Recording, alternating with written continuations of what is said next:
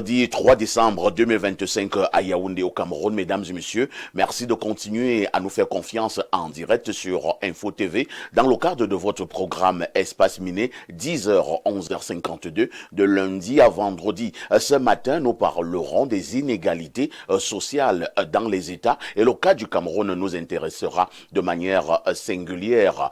Cameroun, avez-vous l'impression que le pays est devenu un État des inégalités sociales? C'est la problématique importante, certainement pertinente, que nous soumettons à votre appréciation ce matin. Avec l'aide de nos panélistes, on essaiera d'approfondir la réflexion, certainement, et qui sera très pertinente. Mais avant tout cela, on aura déjà accueilli le très virevoltant TVB, Théophile Vianney-Biya, pour une balade informationnelle en kiosque au Cameroun. Votre dénonciation vous sera également servie comme d'habitude. On ne le dira jamais assez. Pour bénéficier de toutes ces délices, vous avez droit au canal 6, mais également au canal 508 sur Canal Plus International. Parce que vous regardez Info TV, rassurez-vous, vous êtes des téléspectateurs privilégiés. Appelez-moi Perfecto.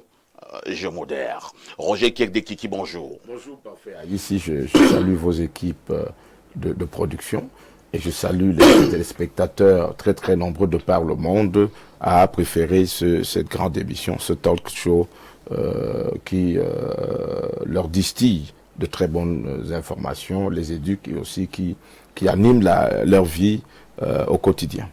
Roger Kiek-Dekiki, j'aime toujours le rappeler, c'est toute une vie dans la communication. Absolument. Et surtout dans le journalisme politique. Il est un journaliste d'investigation. Il est l'un des pionniers du débat libre en radio au Cameroun. Roger Kiek-Dekiki, pour tout cela, nous vous disons merci. Merci. En face de Roger Kiek, on accueille notre invité permanent. Il s'agit de Alino Douk. Comment tu vas, Alino? Je vais plutôt bien, parfait. C'est un plaisir d'être là à nouveau sur le plateau en ce matin. Je salue le grand frère Roger Région qui est là. Je salue les millions de téléspectateurs fidélisés à ce programme. Je salue toute la grande maison et la grande rédaction d'Info TV, son top management. Et toi-même, je te fais un salut appuyé ce matin. Vous nous réservez encore de très grands moments de télévision ce jour. Ah, ça c'est certain. Avec je suis juste le collaborateur du Nkuta de la modération. On va passer un grand moment de télé au travers d'une thématique ô combien sensible, il faut le dire. Les inégalités sociales. Beaucoup estiment que elles se creusent de plus en plus. Le rift ne fait que se creuser, et ça désespérément. Ça, il faut le fustiger. De toutes les façons, nous serons encore là ce matin pour faire ce pourquoi nous sommes payés. Il faut le rappeler, Alain Douk, que vos dénonciations depuis quelques jours montent également en puissance. Ah, ce matin encore. Dénonciations à un moment donné qui nous coupent le souffle. Ce matin encore, on aura une dénonciation vraiment d'un autre genre. Et je pense que les jours qui viennent, on va aussi retourner un tout petit peu titiller politiquement un certain nombre de personnes. De toutes les façons, elles sont encore attendues sur ce plateau. Nous avons l'acteur de la société civile, M. Mbida, sans oublier Parfait Ongene, conseiller régional de la région du Sud. 10h, 11h52. Qui dit mieux?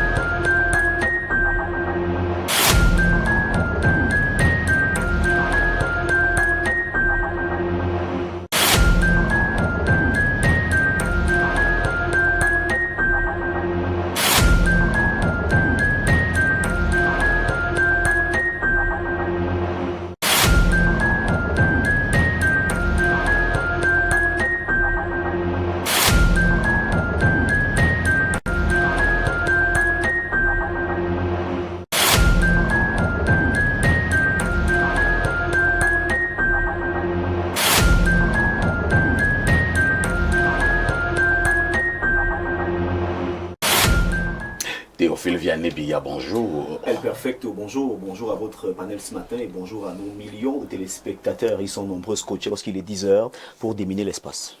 La nuit a été. Elle a été. Ça, c'est formidable. De plus en plus, il fait chaud, ça nous permet de dormir nu. Ah bon? Et donc, quand vous dormez nu, vous êtes en osmose avec la nature. Le fait de dormir nu, vous pouvez également être perméable sur le plan mystique. Non, sur le plan mystique, il y a une certaine couverture mystique également que nous avons. Vous savez que nous sommes nés nus et lorsqu'on est nu, on peut vivre nu. Vous adorez les choses nues? Non, pas les choses nues. J'aime quand je dors nu. TVB, je sors de ce couloir. Vous avez voulu savoir si j'ai bien dormi? Je n'ai pas voulu savoir comment vous avez dormi. De toutes les façons, lorsque nous avons TVB sur ce plateau, vous le savez déjà, cela signifie que nous devons faire un tour en kiosque. TVB, que disent les journaux?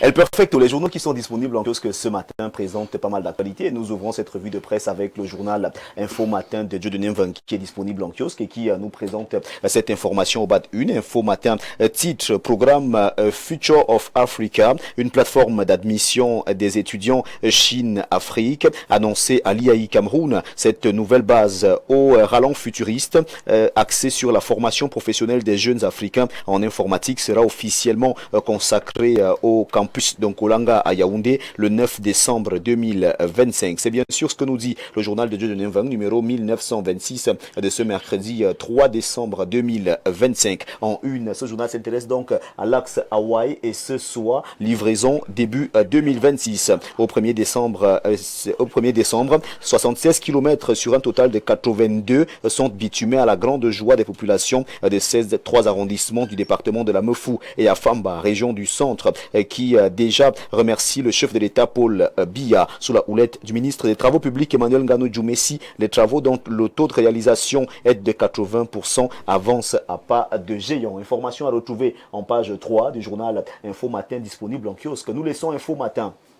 pour retrouver également en kiosque aujourd'hui le journal L'Équation. L'Équation qui parle donc des travaux du côté du ministère des Travaux publics. Falaise de Tchang, le MINTP instruit l'accélération des travaux. Cette information est présentée ce matin au bas de une du journal de Richard Bandol. Résilience et modernisation des villes de Banganté, Bazou et Tonga. Le MINDU renforce le suivi, évaluation des projets. C'est ce que nous dit ce matin le journal L'Équation. Quittons L'Équation et retrouvons également en kiosque ce jour Cameroun Tribune, le quotidien à capitaux public s'intéresse ce matin au chantier du septennat. Le Parlement s'engage en clôturant hier la dernière session ordinaire de l'année parlementaire 2025. Le président de l'Assemblée nationale, Kava Yege Djibril, a invité les députés à agir pour l'apaisement du climat politique. De son côté, le premier vice-président du Sénat, Aboubakari Abdoulaye, a dit la détermination de la Chambre à s'assurer que le gouvernement met réellement en œuvre et de manière plus efficace les grandes orientations données par le président de la République pour le développement du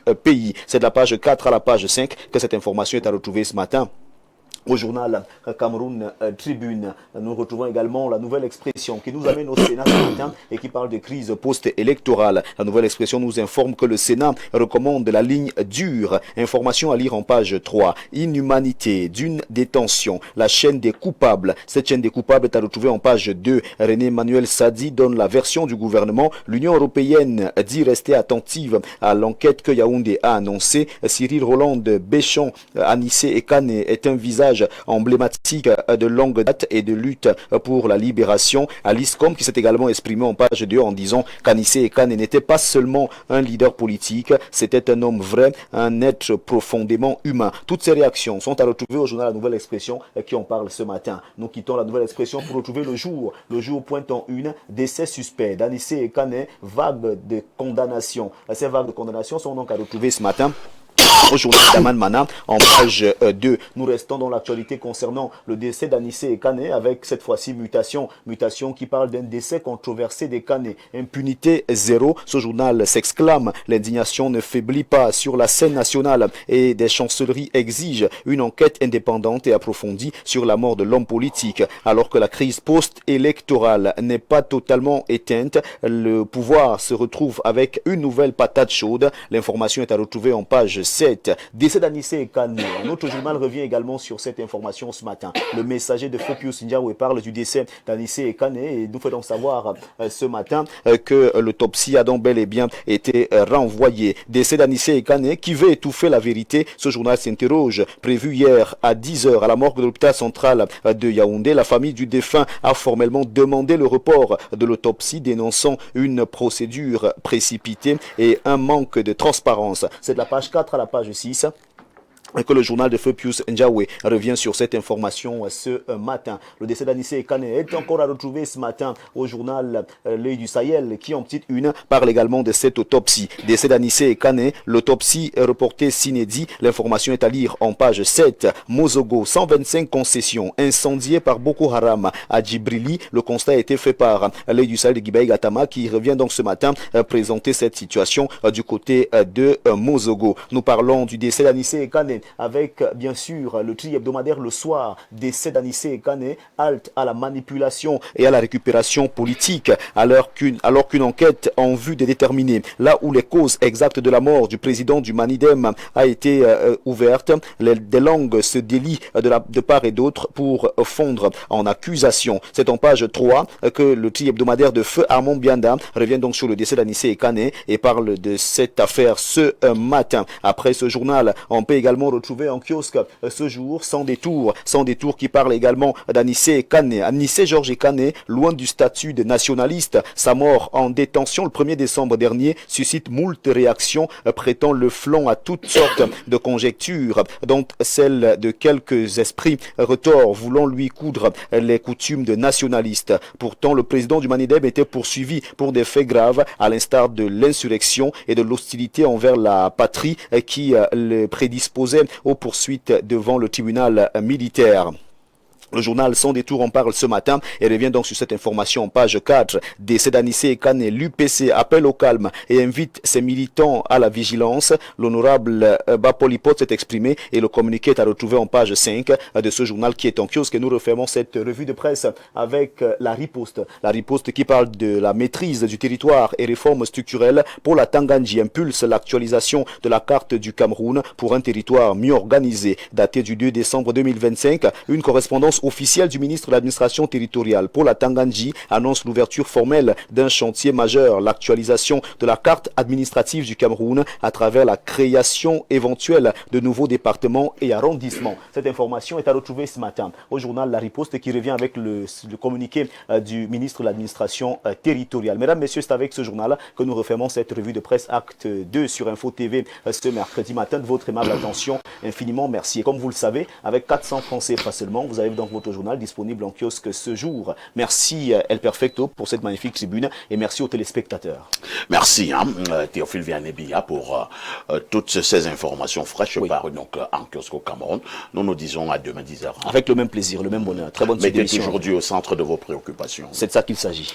Lorsque nous avons dit cela, nous accueillons également cet autre invité qui nous a retrouvés sur cette plateforme. Parfait Ongene, bonjour. Bonjour Parfait, bonjour à vos nombreux auditeurs. Bonjour, un bonjour particulier au président Paul Biya ce matin, mais également à l'ensemble des élites de la région du Sud qui en ce moment cogitent sur la possibilité de mettre en place un bureau du Conseil régional du Sud. Vous savez que les résultats seront proclamés aujourd'hui et ensuite nous passerons à la session de plein droit. Je sais que le ministre d'État, le professeur Jacques Famandongo, qui est le patron politique de la région du Sud, il est en ce moment en train de faire des arbitrages hautement stratégiques pour les équilibres et puis pour permettre à ce que le parti rayonne davantage et que nous ayons un mandat qui sera beaucoup plus axé sur le développement local et sur la prise en compte des préoccupations de développement exprimées par les populations. Je voudrais saluer toute la communauté de Mvengue, l'arrondissement de Mvengue, toute la grande élite, toutes les populations, mais également notre patron politique départemental, le ministre Jules Doré Ndongo. Jules Doré Ndongo, ministre de la faune et de la forêt. De forêt et de la faune, le PDO, le chef de la délégation permanente départementale du comité central, qui a fait un très bon score à la dernière élection présidentielle. Je pense qu'il fait partie de ceux des ministres qui devraient, au nom effectivement de ce travail politique fait avec dextérité, avoir toujours la confiance du président. Vous voulez dire qu'il doit être maintenu au gouvernement? Si ça ne dépendait que de moi, c'est tout le souhait que nous avons. Beaucoup d'attaques à l'endroit du très grand ministre Jules Dorindou. Non, ce sont des aînés, vous savez, nous les cadets, nous devons exprimer les admirations que nous avons. Vous avez un profond respect pour les aînés. Beaucoup, surtout ceux qui travaillent et ceux qui ont de l'ancrage politique et ceux qui, vous savez, c'est un ministre dans un grand département comme l'océan, c'est très difficile.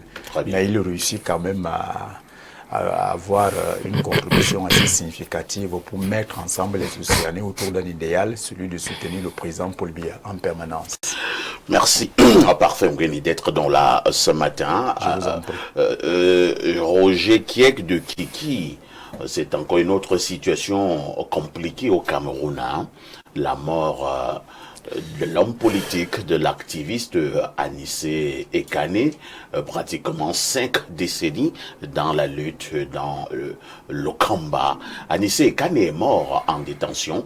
La presse nationale de ce matin revient pratiquement comme un refrain sur cette situation. Les organismes internationaux se sont saisis de l'affaire. La presse internationale s'est saisie également de cette affaire. La question que je vous pose ce matin, Roger Kiek-de-Kiki, est-ce que l'ordre gouvernant pouvait éviter ce qui est arrivé en ce moment? On aurait pu. Hein. J'ai le souffle coupé. Hein. Vous savez, j'ai pratiqué Anissé Ekane depuis 30 ans. Je le connais à l'époque, je suis jeune journaliste. Et j'allais souvent à Douala. Et les UPCistes venaient à Yaoundé. Il y a un bon débat. Hein. Le professeur Moukoko Priso, Dr Makit. Et j'allais aux formations idéologiques du Manidem. Quand je suis arrivé à Douala, Ekane me prenait en charge. J'ai connu derrière lui des grandes personnalités déjà décédées comme Koumé Talé, qui était aussi journaliste par ailleurs, Pierre Abandakpama, qui a été aussi Abandakpama, je l'ai connu. Jean-Pierre Gondanunga, marxiste. C'était des personnes très solides qui travaillaient strictement pour la libération du Cameroun. C'était pas autre chose que ça. Quand Charles Ateba est né et décédé, nous étions à la veillée à Marie Gauquer, tenu debout le soir en train de discuter, je crois à 23h, Anissé Ekane, Thierry Ngongan et moi. Alors, un colonel qui vient d'aller à la retraite, à l'époque il est commandant à la DGRE, il m'appelle de côté, il me dit « J'ai beaucoup de respect pour Anissé Ekane ». Il me rappelle qu'en 92, après les événements de 92, Anissé Ekane, Henriette Ekwe, Diokap Tamini et les autres avaient été arrêtés et écroués au tribunal militaire. Et ils ont affamé Anissé Ekane pendant 3 jours. On ne lui a pas donné à manger, on ne lui a pas donné de l'eau.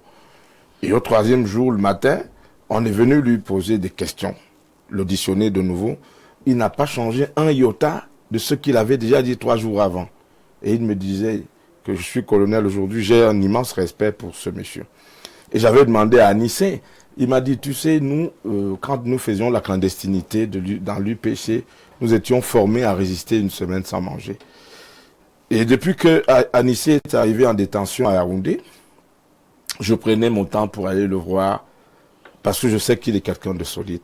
Il était quelqu'un de solide, mais malheureusement, la maladie a eu raison de lui entre-temps, et ceux qui l'ont arrêté savaient, savaient qu'il est malade. Tu sais, parfait, Anissé est l'une des premières personnes à choper la Covid-19 à Douala. Il était allé chercher, je crois, une cousine qui venait de France à l'aéroport, Eva Dibois. Monsieur le gouverneur était aussi à l'aéroport. Les deux ont attrapé le coronavirus. Je crois qu'ils ont été sauvés par le médicament de Monseigneur Cléda. Et il a donc des problèmes pulmonaires. Hein. Il a des problèmes pulmonaires depuis cette époque-là, parce que la détresse respiratoire qui s'était emparée de lui avait laissé des traces. Et donc, il y a peu de temps, quand j'étais à Douala, nous nous sommes retrouvés à la Chaumière, le club de jazz de Sambaka. Et je lui ai demandé, président, tu as l'air pâle. Il me dit, je suis très malade en ce moment. Ça fait un bon moment qu'Anissé est malade. Ceux qui l'ont arrêté disent qu'il souffrait de pathologies chroniques. Alors, quand quelqu'un a une détresse respiratoire ou des problèmes pulmonaires, l'un des meilleurs hôpitaux pour s'occuper de ce type de problème à Yaoundé, c'est le pavillon Jamon. Hein? On ne le met pas en cellule. Et on ne le met pas dans un hôpital où il n'y a pas de spécialiste pour des questions de pneumonie ou des questions pulmonaires, outre les autres pathologies chroniques dont il souffrait. La place d'un malade est dans un hôpital spécialisé avec des spécialistes. Au mieux, on aurait pu placer Anissé Kane en résidence surveillée à Douala. On le surveillait parce que il a toujours dit que il avait acheté un concentrateur d'oxygène, un appareil pour sa détresse respiratoire. Et que quand on l'a arrêté, les gendarmes avaient mis la main sur cet appareil. Et ils prétendent qu'on lui avait donné un autre appareil parce que quand l'appareil est arrivé, Kane a dit qu'il faut expertiser avant qu'il ne l'utilise. Parce qu'il soupçonnait, il se disait que, vous savez, c'est normal chez les UPCistes fondamentalistes. Ils ne prennent pas n'importe quoi. Parce que on peut éliminer. Ils ont vécu comme ça dans la clandestinité et ils sont très méfiants. On aurait donc pu l'assigner en résidence surveillée en le laissant à proximité de ses médecins et de sa famille. De manière humaine, pour terminer, oui. Je vais te dire que l'un de mon chien est décédé il y a 1 semaine et demie. Quand il était très fatigué et que je l'amenais chez le vétérinaire, j'ai détaché la chaîne. On n'enchaîne pas quelqu'un. Là, je parle d'un chien, de mon animal.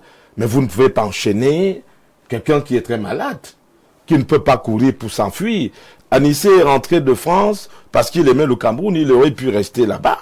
C'est des gens qui ne fuient pas. Depuis 90, je te dis, je le pratique. Pendant 30 ans, tu sais que j'étais régulier à Douala. À un certain moment, j'allais à des rencontres UPCistes.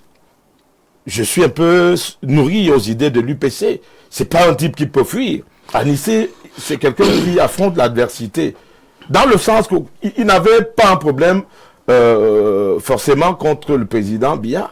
Mais quand vous le suivez, il est contre le fait qu'une petite minorité de gens autour du président pillent, commettent des gaffes et des scandales, mais on ne les punit pas.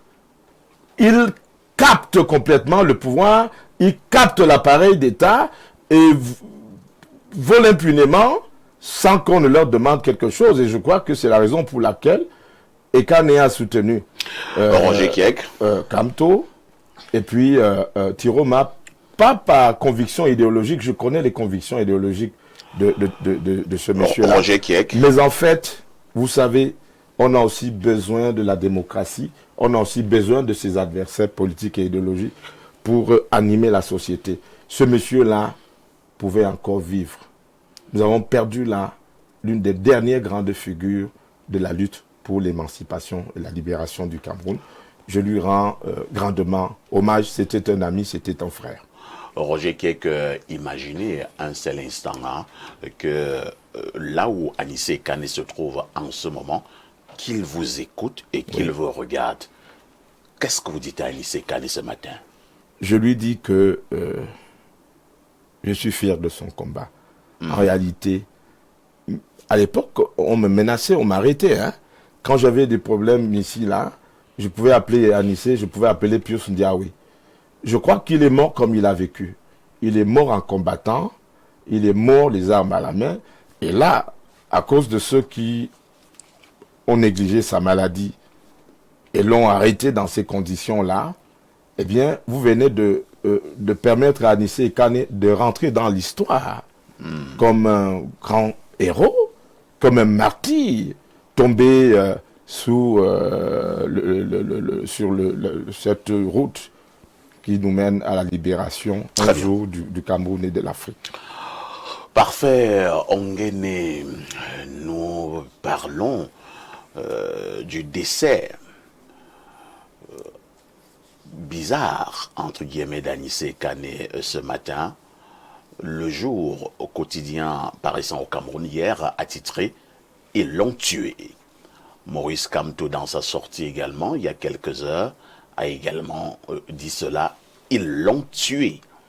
Vous êtes du RDPC. Avez-vous l'impression qu'on a tout fait pour tuer Anissé Kané? J'ai suivi tout à l'heure les remarques de Kiek, qui étaient pleines de fiel. Je peux comprendre la douleur, et nous partageons d'ailleurs cette douleur-là.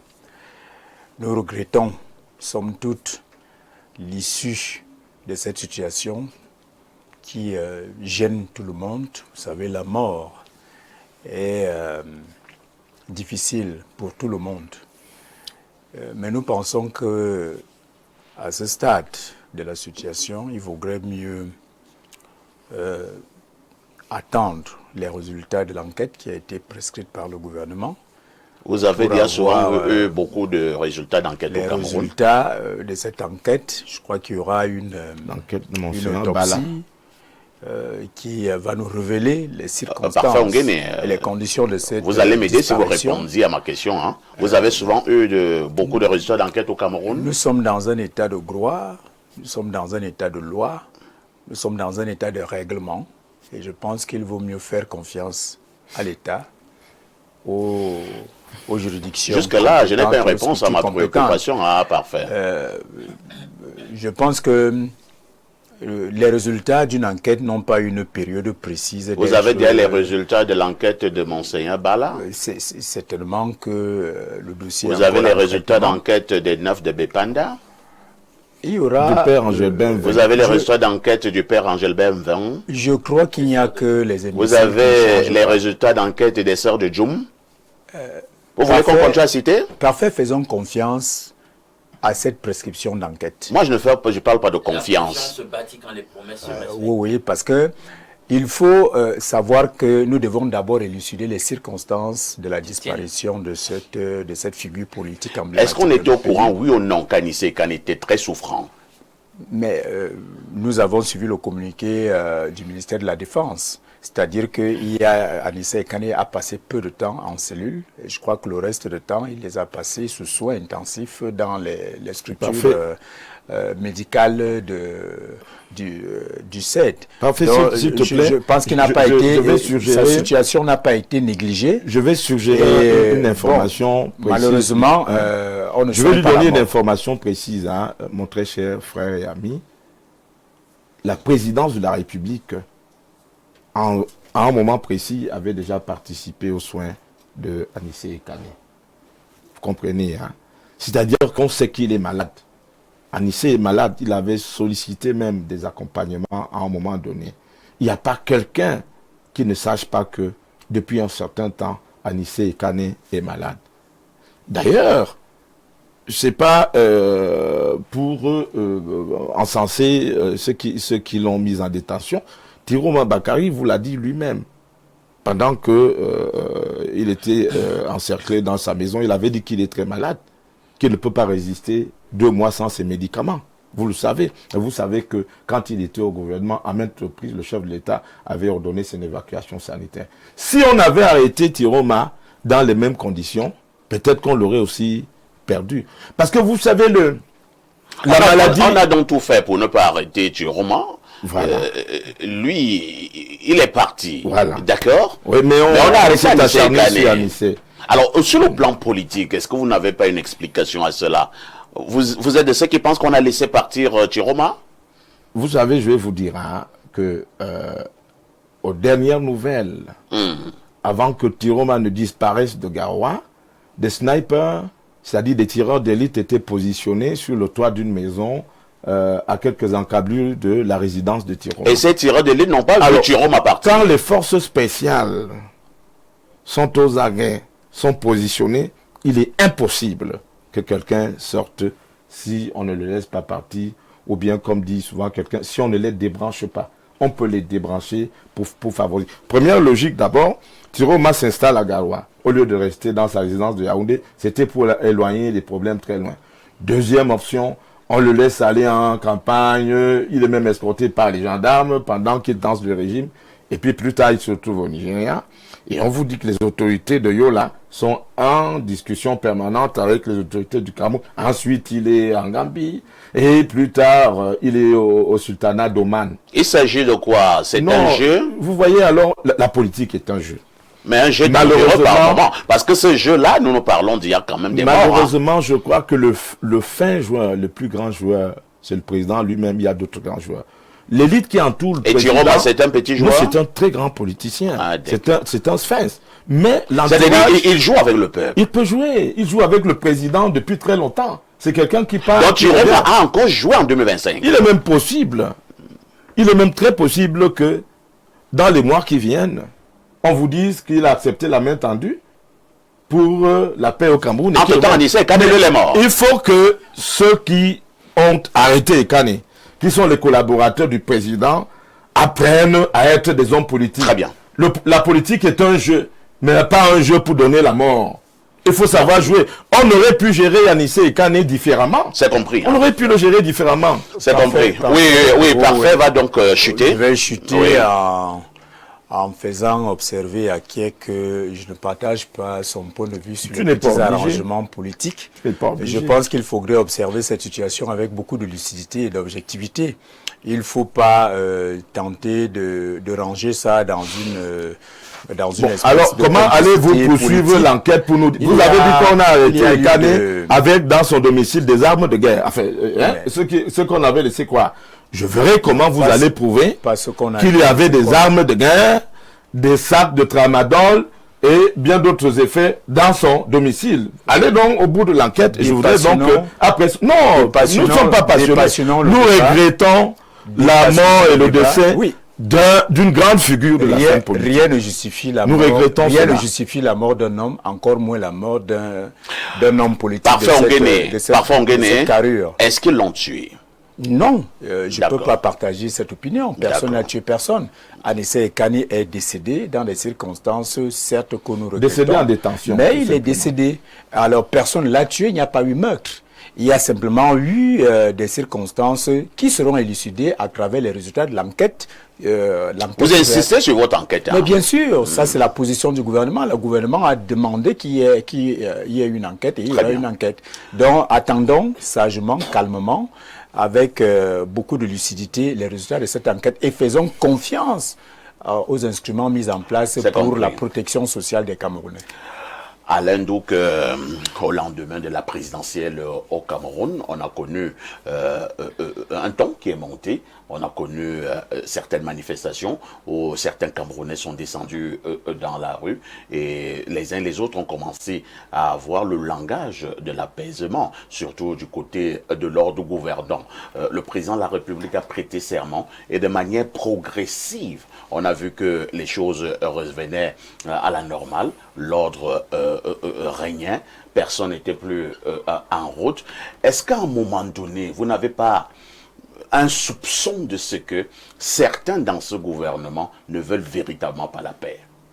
Vous savez, quand les gens sont blessés dans leur ego, ils se retrouvent dans une situation où ils savent qu'ils sont illégitimes et vous les avez mis dos au mur, ça génère une certaine ire. Ok, comme on a pris ce qu'on voulait prendre et par force, vous vous êtes arrangé à nous rendre la chose difficile, on va vous le faire regretter. Ah, non, c'est comme ça que ça fonctionne. Je vais te faire regretter ton obstination. Donc, quand vous avez, parce que là, on cite, je vais citer ici, des propos de Maître Dorcas, comme vice-président de la Commission des droits de l'homme du barreau au Cameroun, qui affirme toutes les tracasseries qu'elle a eues lorsqu'elle allait visiter le défunt, Anissé Kane. Vous comprenez qu'en dépit de son statut, les tracasseries subies sont l'illustration et un message clair qu'on assume la brimade qu'on a fait subir à un malade avéré. Alors, elle nous dit par exemple, je cite, « Nous avons rencontré le Minat au sujet de Ekane et il nous a dit dans son bureau, nous étions 3, qu'il meurt, il laisse au Cameroun en paix. Je vais l'acheter un cercueil. » Ah bon? Oui, c'est écrit. Attends, qui dit ça? Maître Dorcas Nkombe. Elle est vice-présidente de la Commission des droits de l'homme du barreau du Cameroun. C'est très grave. Je suis totalement preneur de tout le commentaire de mon aîné Roger, sauf sur un point, celui de la Covid, parce que il ne faut pas qu'on fasse, au travers de notre discours public, une validation des choses qui n'existent pas. Je remarque que depuis 2020, toutes les affections pulmonaires qui existaient ont fini par rentrer totalement dans le néant au profit d'une maladie dont on n'arrive pas à démontrer jusqu'ici l'existence. Parce que je tiens à vous le dire, c'est moi qui le dis, je vous regarde droit dans les yeux. Aucun virus SARS-CoV-2 n'a été isolé. Et j'ai des preuves de ce que je dis. Alors, on ne peut pas parler d'un virus qui n'existe pas parce qu'il n'a jamais été isolé. Et s'il n'a jamais été isolé, d'où vient la maladie? Donc, il souffrait certainement de quelque chose, Anissé Ekane, lié à toutes les affections liées à la santé des poumons, mais certainement pas de la Covid. Qu'on arrête de raconter des choses totalement salaces. Voilà. Pour dire que quoi? Vous savez, quand tu m'as souvent reproché, c'est quand je dis nous sommes dans un état policier, tu me dis non, il faut pas aller jusque-là. Mais justement, dans un état policier, on peut fabriquer toute espèce de choses. Parce que tout ce qui compte en réalité dans l'état policier, c'est le rapport de force. Et quand c'est qu'on est fort, on fait ce qu'on veut. Tu n'as pas fait quelque chose, on peut te l'imputer. Et on se donne les moyens de la charge pour démontrer que tu as fait ci ou ça. Tu ne peux pas te garantir une justice équitable, objective. Et c'est le cas dans la situation où nous nous trouvons. On remarque que sur le plan du droit, toutes les conventions que nous avons citées, nous avons ratifiées en tant qu'État, au sujet de la protection des droits individuels, du droit du citoyen, du droit de la personne, des garanties au sujet de la préservation de la santé de l'individu, on n'a pas pu le garantir à Anissé Ekane. Entre-temps, quand même, hein, Alain Douk, disons également que certains sont toujours incarcérés dans un contexte de crise post-électorale. Je pense au professeur Abba Oyono, qui a été arrêté presque au même moment. Oui. Avec mais Alain Foguet est toujours en prison. Il y a Alain Foguet 2018. qui est toujours détenu, pour ne prendre que cela. Est-ce que la mort d'Anissé Ekane ne devrait pas faire en sorte que l'ordre gouvernant lâche un tout petit peu et qu'on libère tous ces Camerounais? C'est le bon sens qui nous le prescrirait, parfait. Si on est véritablement dans la logique de l'apaisement, c'est la chose à faire illico. Mais comme je vous ai dit, dans le rapport de force, quand on est arrivé à un tel point où on dit on sait que nous sommes forts et qu'on peut briser n'importe qui. Est-ce qu'il y a un rapport de force avec son peuple? Encore faut-il que vous gouverniez pour le peuple. Encore faut-il que le peuple vous ait conféré une certaine légitimité. Si vous vous sentez sur le plan mental et sur le plan de la factualité en situation de désillégitimité, vous n'allez donc pas tenir compte de parfait, si vous avez posé une je suis parfait, je suis satisfait de ce qu'aujourd'hui, finalement, plusieurs me rejoignent dans l'analyse que j'avais faite. Ça, c'était bien avant même le 12 octobre, disant que Issa Chiroma Bakari, pour moi, n'était pas crédible et que c'était une opposition contrôlée. Parce que vraiment, avec tous les éléments qui, finalement, s'accumulent pour démontrer qu'en réalité, on ne comprend pas comment le monsieur a pu s'exfiltrer tranquillement aujourd'hui, et on s'acharne sur des lieutenants. Qu'est-ce que le professeur Abba Oyono fait en prison? On n'arrive pas à comprendre. Alors, ça. parfait, vous avez posé une question. Comme ça qui doivent être vous avez posé une question oui, tout à l'heure, et je vais vous dire que il faut faire attention. Plusieurs peuvent causer la mort ou créer des difficultés pour faire vaciller le pouvoir de Paul Biya. Ah bon? Ça aussi, c'est une Vous avez hypothèse. vu que, alors qu'on s'attend à ce que le régime en place tire les leçons du feu qui a embrasé plusieurs villes du Cameroun au sortir du 12 octobre, ces gars-là tripatouillent les résultats à l'ENAM. Maintenant, c'est le décès d'Anissé Ekane. Tout le monde peut causer un décès qui va déteindre sur le magistère du président Biya. Je ne suis pas un as de la complotite, comme ils disent, mais je pense que le président doit faire attention aux actes que ses collaborateurs posent. Il a parlé du statut tout à l'heure. Quand on a arrêté Nicolas Sarkozy l'autre jour, son statut d'ancien président de la République a permis qu'on le mette en détention dans des conditions tout à fait différentes et particulières. Si vous arrêtez un Kamto, soi-disant deuxième à l'élection présidentielle de 2018, vous ne le mettez pas en détention n'importe où. Quand vous arrêtez Anissé Ekani, figure de l'opposition, depuis plus de 30 ans, 50 années d'activisme politique, vous ne partez pas le mettre, le jeter en prison, malade n'importe où, parce que même un prisonnier a droit à la santé. Vous finissez d'abord de le soigner avant de le juger et de le condamner. C'est tout à fait normal, c'est une question de dignité humaine. Oui, parfois on gagne. Oui, c'est difficile de comprendre les positions de Roger, parce que il a l'impression de mettre en exergue ici la théorie du complot. Complot d'abord contre le président de la République, je ne sais par qui, et puis tout de suite maintenant complot contre l'opposition pour exterminer l'opposition. Je pense qu'il partage l'idée selon laquelle il y a eu des arrestations arbitraires. Moi, je sais pas ce que j'ai dit. Oui, mais quand vous demandez qu'on libère... Même quand les arrestations sont fondées, pour lesquelles vous accordez une petite dignité. S'il vous plaît, permettez à Parfait d'avoir son droit de parole. Voilà. Lorsque vous plaidez pour qu'on libère des gens qui sont aujourd'hui entre les mains des juridictions compétentes, vous demandez qu'au lendemain du décès de M. Anissé Ekani, qu'on libère tel, qu'on libère tel, je ne sais par quel type de clémence vous revendiquez cela ici. Moi, je pense que nous devons toujours avoir... Alors, je vais prendre une question un peu extrême, légèrement bizarre. Anissé Ekani est mort dans des conditions que vous et moi nous connaissons. Si demain, on apprend également que Abba Oyono aussi est mort, vous serez content? En dehors d'Abba Oyono, il y a d'autres prisonniers. Moi, j'ai pris au cas Abba Oyono. Oui, mais il y a d'autres prisonniers. Pourquoi vous pensez que s'il faut libérer... Le fait qu'Abba Oyono soit en prison, ça vous fait quoi? À qui?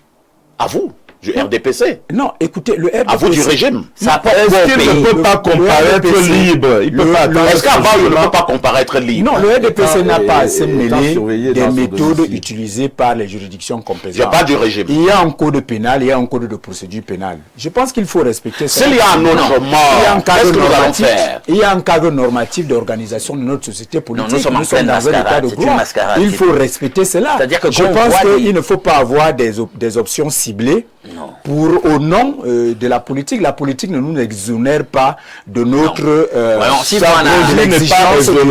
on l'a laissé rentrer chez lui. La législation française octroie c'est un droit aux anciens. Au Cameroun, on peut comparer. Au Cameroun, quand on a une personnalité publique connue. Non, mais quand on voit les griefs qu'on a contre notre gouvernement et pour lesquels nous devions demander judiciairement des comptes, on ne les rend pas. Personne n'est inquiété. Une consécration de l'impunité. Et des gens aujourd'hui judiciarisés pour des faits qui ne sont même pas encore établis comme étant avérés. On les torture. Vous voulez qu'on pense quoi? Disons les choses sans passion et de façon législative. Non, parce qu'on assume des choses. Nous avons un rôle pédagogique et andragogique. Souvenons-nous toujours qu'en dehors de nos positions militantes, nous avons un rôle républicain. Et le rôle républicain, c'est un rôle de respect de l'intérêt général.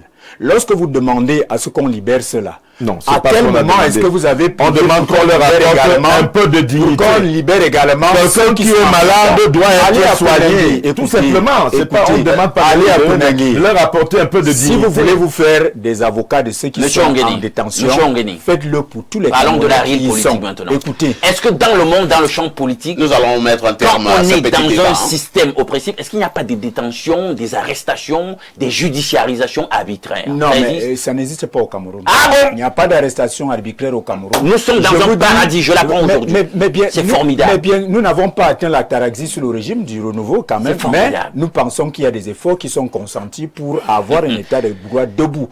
Et il faut respecter cela. Pourtant, on a encore le cas d'un journaliste là qu'on a... Nous regrettons la mort. Dont on a ôté la vie dans des conditions vraiment intrigantes avec des moyens d'État dans un paradis où nous sommes. Nous regrettons la mort. Et nous pouvons même aller beaucoup plus loin en regrettant les circonstances qui ont conduit à la mort. Nous disons tout simplement que nous respectons la loi, certes, Mais je suis aussi d'accord qu'on peut aller au-delà de la loi pour parler de la justice sociale. C'est ce qu'il fallait mais dire. Il ne faut pas rester dans une position militante, parce que cette position militante fait abstraction de la réalité. Merci, et nous devons avoir beaucoup de retenue. On a compris, parfait, Onguéné. De toutes les façons, nous continuons à adresser nos condoléances à la famille biologique d'Anissé Kane, nos sincères condoléances à sa famille politique. On continuera à suivre avec grand intérêt l'évolution de cette autre affaire au Cameroun. À tout de suite pour la suite. Tenu au terme d'un processus rigoureux de filtrage et d'analyse, ce qui vous permet d'étancher votre soif en toute sécurité. Buvez l'eau minérale Bonis, buvez la vie.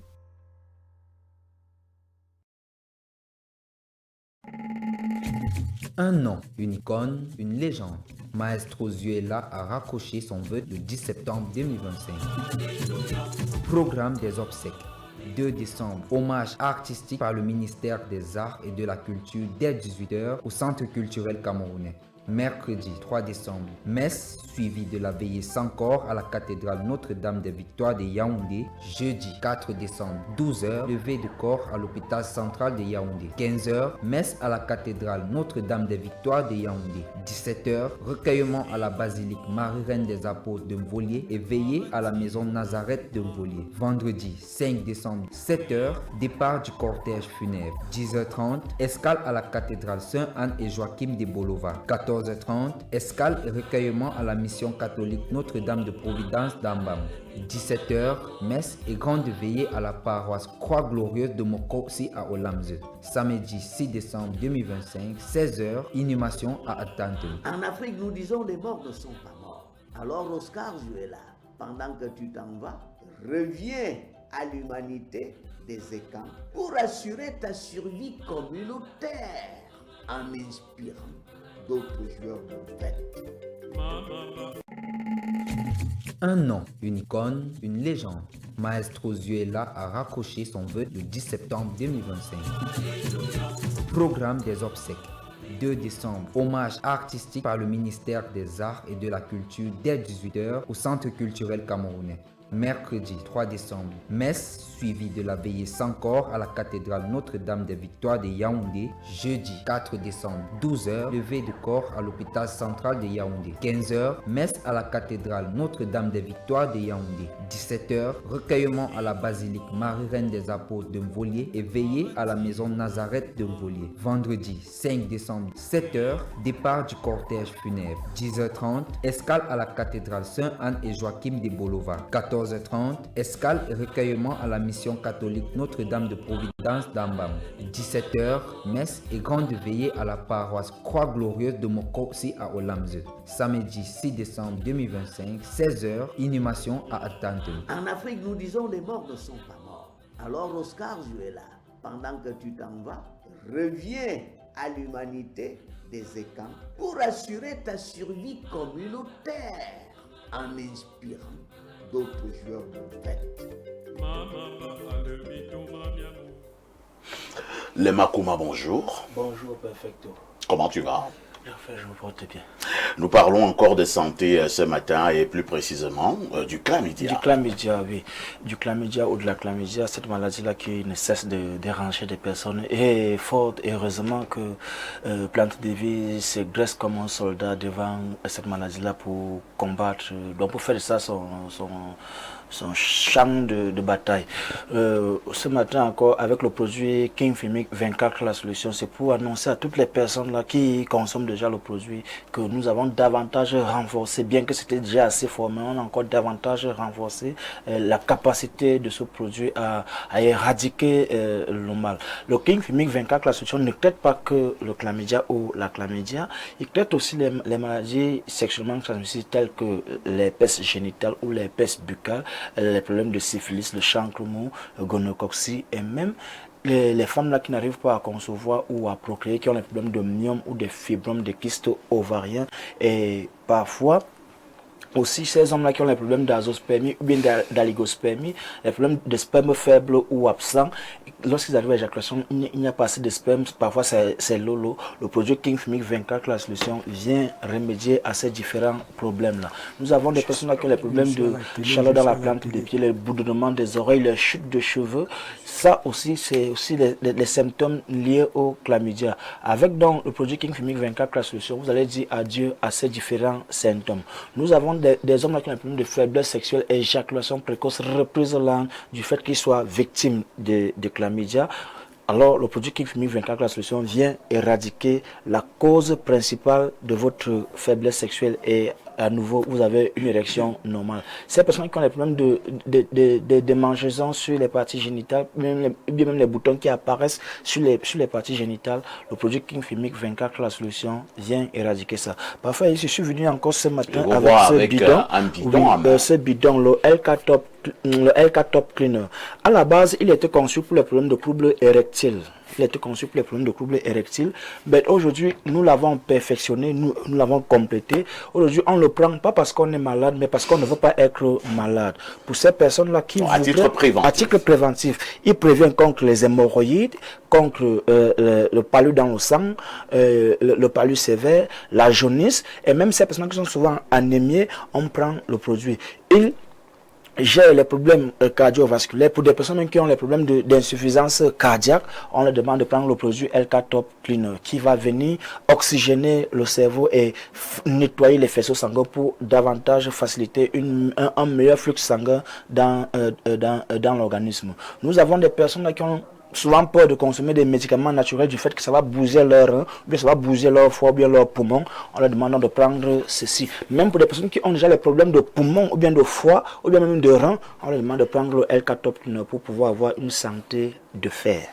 Nous terminons avec le fameux produit à succès, OpenSex. Oui, parfait. Le produit OpenSex, c'est ce produit-là qu'on ne présente plus d'ailleurs. Ce produit-là qui permet aux hommes d'avoir une taille selon leur convenance. Pour ces hommes-là qui ont des micro-engins, les micro-pénis, vous avez bien entendu. Alors, le produit OpenSex permet donc d'augmenter ça de manière naturelle et ceci, c'est sans effet secondaire. Nous avons 3 formats sur le marché. Il y a le grand format qui augmente entre 4 et 6 centimes d'augmentation. Il y a le moyen format qui augmente entre 2 et 4 centimes d'augmentation et le petit qui augmente entre 1 et 2 centimes d'augmentation. Quand on parle d'augmentation, la grosseur est proportionnelle à la taille. Donc, on parle du volume et de la taille. Donc, ça n'augmente pas qu'en taille, ça augmente aussi en volume, c'est-à-dire qu'en diamètre. Alors, cher monsieur, n'hésitez plus à venir prendre le produit OpenSex pour pouvoir avoir une taille selon votre convenance. Ne soyez plus ces hommes-là que quand vos femmes veulent un peu vous lancer des pics, elles vous disent que quand les vrais hommes parlent, vous aussi vous parlez. Désormais, quand les vrais hommes vont parler, vous aussi vous allez aussi parler sans plus qu'on vous lance des pics. Les femmes disent souvent ça aux hommes. Oui, elles sont méchantes. Non, elles sont quand les vrais hommes parlent, toi aussi tu parles. C'est assez réducteur. Et entre les deux, ils se comprennent. Et nous qui sommes à côté... Et l'homme baisse la voix. Oui, non, il baisse la tête. C'est-à-dire que même quand il voulait tourner là, c'est-à-dire que quand il est même encore tourné sur sa femme, quand les vrais hommes parlent, toi aussi tu parles. Merci, le Makouma, d'être encore venu ce matin. Merci beaucoup. Nous nous disons à très prochainement. Dès que tu m'invites, je viens sur ton plateau. 10h, 11h52, vous êtes en direct sur Info TV, votre chaîne qui émet à partir de Yaoundé 24/24, 7 jours sur 7. Une touche pause s'impose.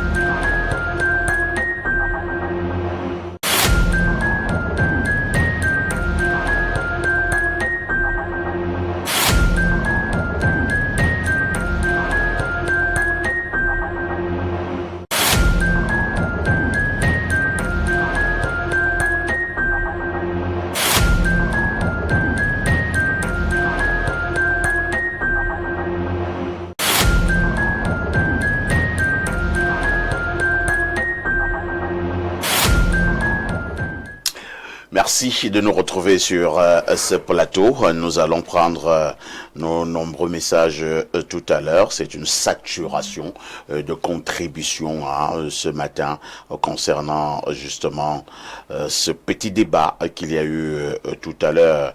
Mais en attendant que nous puissions enregistrer toutes ces contributions et tous ces messages, nous allons d'abord prendre la problématique inscrite à l'ordre du jour. Ce jour, nous vous le disions en ouverture ce matin, nous parlons une fois de plus de notre pays, le Cameroun, en se posant une question. Le Cameroun est-il devenu un État où règnent les inégalités sociales? C'est la problématique principale de ce matin. Et je commence par Roger Kiek de Kiki. Roger, ils sont nombreux, ces Camerounais et ces Camerounaises qui crient, qui pleurent et qui pensent qu'au Cameroun, c'est désormais le règne de l'inégalité sociale. C'est excessif ou alors il y a de la vérité dans cette dénonciation?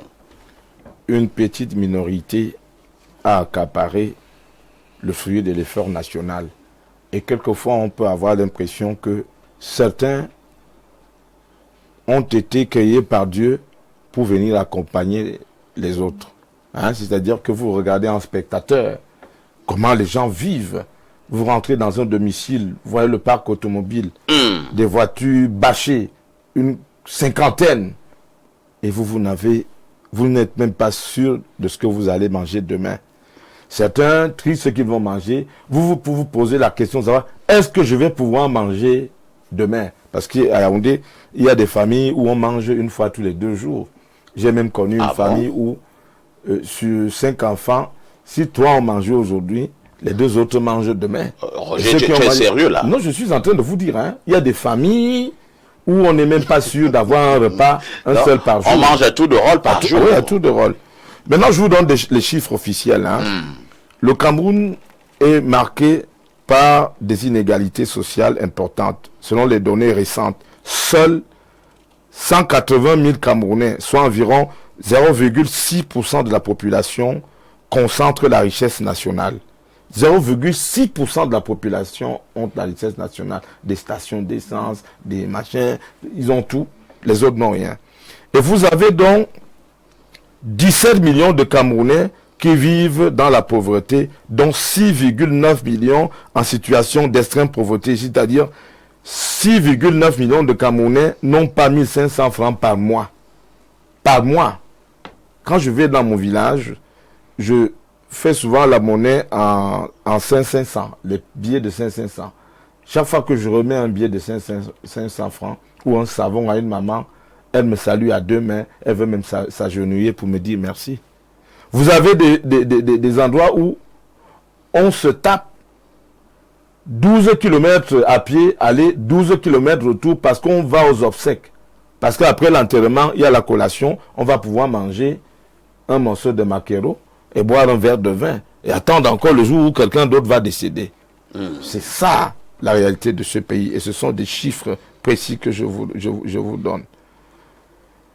Il y a donc une situation qui demande qu'on revienne un peu sur terre. L'impossibilité pour la plupart des Camerounais d'avoir accès aux services sociaux de base. Les services sociaux de base, c'est quoi? C'est l'eau, non? C'est l'électricité, non? Tout à fait. C'est la santé, non? C'est de pouvoir manger. Vous savez que même en plein Yaoundé, il y a des quartiers où on fait 3 jours sans électricité. Ouais. Je vous parle de Yaoundé. Et je ne vous parle pas de l'arrière-pays, où des gens se sentent comme s'ils n'étaient pas au Cameroun, comme s'ils n'étaient pas camerounais. Ce sont des inégalités sociales. Ces services sociaux de base sont hors de portée pour la grande majorité de nos populations. Vous avez les inégalités de genre.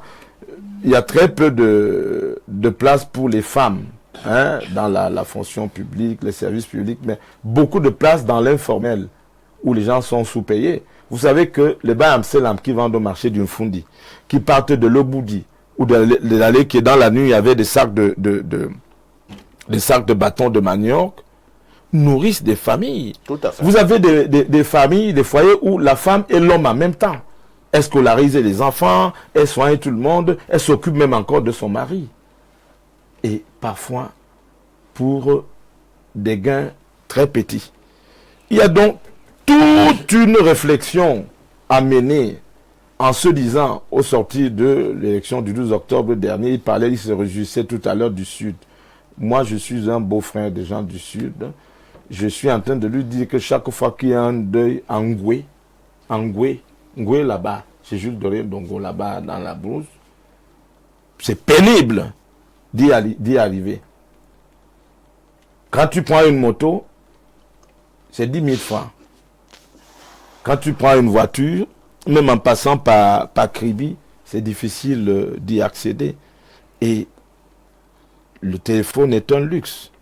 Il faut venir vers Kribi pour avoir la connexion téléphonique et pouvoir appeler les gens qui sont à Yaoundé. Toutes ces élites dont tu vantes les prouesses et les mérites doivent travailler à faire en sorte que ces populations en zone rurale qui mangent bien uniquement les jours de fête puissent se sentir aussi à l'aise au Cameroun. Quand on prenait des terres pour le port en eau profonde de Kribi, l'élite qui avait été informée de ceux qui auraient un projet là-bas partait tromper les villageois. On leur donnait des centaines d'hectares. Des cartons de kitoko et des sacs de sel pour prendre des hectares pour lesquels l'élite en question qu'il vantait tout à l'heure se fait indemniser en tant que propriétaire terrien. À hauteur de milliards. À hauteur de milliards, pendant que mes beaux-frères du sud profond n'avaient que des sacs de kitoko, des cartons de kitoko et leurs yeux pour pleurer. Ça, ce sont des inégalités sociales qu'il faut absolument juguler. Il faut produire le bien-être au village. Si nous développons le village, la ville sera développée et nous serons tous fiers d'être Camerounais. Pas que certains paradent à la télévision, arborent des costumes chics et narguent le peuple qu'on utilise comme du bétail électoral. Je viens de vous faire là un cliché strict de la réalité dans le sud profond dont vous vantiez les mérites de quelques élites tout à l'heure. Si vous n'êtes pas d'accord avec moi, vous me prouvez le contraire. Parfait. Ongene, la balle est dans ton camp, selon Roger Kiekdikiki. Il te fait cette passe d'un autre genre. Alors, première question quand même, parfait. Avez-vous l'impression que cette affaire d'inégalité sociale, au fur et à mesure, au fil des années, le fossé s'est véritablement creusé? Je commencerai par dire que la question ou alors la problématique des inégalités sociales au Cameroun ne relève pas d'un projet civilisationnel, d'un programme politique. Ce n'est non plus en réalité une approche doctrinale du renouveau, c'est-à-dire du régime en place. C'est une conséquence malheureuse de ce que nous pouvons faire le constat compte tenu d'un ensemble de contingences et compte tenu d'un ensemble des difficultés que nous rencontrons dans la mise en œuvre du programme économique et politique du président Biya. Malheureusement, depuis 1982, nous n'avons pas réussi à juguler de façon profonde et de manière tout à fait satisfaisante la question des inégalités sociales. Mais le projet politique du président Paul Biya lui-même est un projet politique, allez lire le discours fondateur à Bamenda. Le président a parlé effectivement de mettre en place un état de droit, c'est-à-dire qu'une société régulée par les lois, les règlements et certaines normes codifiées. Mais il a dit que nous devons aller au-delà de la loi, c'est-à-dire qu'il faut tendre vers la justice sociale. Ça veut dire que la justice sociale est une priorité du président Biya. Alors ce que nous racontons ici, ce sont des conséquences. Et le président Biya a vu juste en pensant effectivement que pour juguler ces conséquences fâcheuses de la situation de l'organisation de notre société politique aujourd'hui qui crée quelques inégalités, il faudrait aller beaucoup plus loin dans la mise en œuvre des politiques économiques. Il faudrait aller beaucoup plus loin dans la mise en œuvre des politiques sociales. Il a pensé qu'il y a une couche sociale qui est défavorisée, c'est la jeunesse et ce sont les femmes. La première des choses dans le positionnement sociopolitique, c'est de valoriser pour ce septennat les jeunes. Donc le président de la République a répondu à notre préoccupation de ce matin. Mais bien sûr, c'est-à-dire les jeunes et les femmes. Dans le discours. Non, pas au-delà du discours, nous sommes dans la praxis. C'est-à-dire que le président Biya est très rapidement sorti des discours il y a très longtemps. Là, vous le savez, il est rentré dans la praxis. Et dans cette praxis, il y a une réalité implacable, congruente, qui fait en sorte que nous pensons aujourd'hui que ces questions d'inégalité que relève tout à l'heure ne sont pas des inégalités systémiques, ne sont pas des inégalités idéologiques. Nous allons être simples. Sont les conséquences. Parfait, puisque vous parlez de la pratique, nous allons être simples. Et moi, je reviens à ma question. Quand vous observez le Cameroun, ce pays en ce moment, le Cameroun profond, n'avez-vous pas l'impression qu'il y a une minorité qui s'est accaparée de tous les biens, de tout le bonheur, de tous les honneurs, et la grande masse est dans la misère? Non, Vous n'avez pas encore fait ce constat? Il m'est difficile de faire ce constat. Ah, d'accord. Parce que nous n'avons pas les mêmes grilles d'analyse. Nous pensons que... Ce n'est pas l'analyse. Moi, je parle de l'observation. Le meilleur outil d'organisation d'une société politique, c'est l'État, à travers le gouvernement. Et que les politiques publiques qui sont mises en place ne sont pas des politiques publiques ciblées. Ce sont des politiques publiques qui, en réalité, renferment l'ensemble des masses sociales pour concourir au bien-être des populations. Lorsqu'on va faire une route, je ne pense pas que ce soit une minorité qui va rouler sur cette route. C'est nous tous qui roulons sur cette route. Lorsqu'on construit un hôpital, c'est pour tout le monde.